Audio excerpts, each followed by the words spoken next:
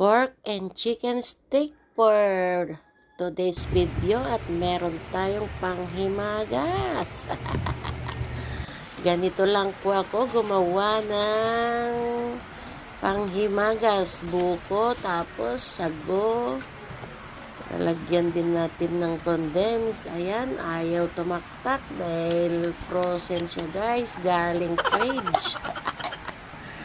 Ayan, kutsarahin na lang natin at maglalagay din tayo ng ayan yung white gulaman guys. Mas maganda sana kung may kulay pero okay na yan. At maglagay din tayo ng isang Nestle cream. Okay na yan.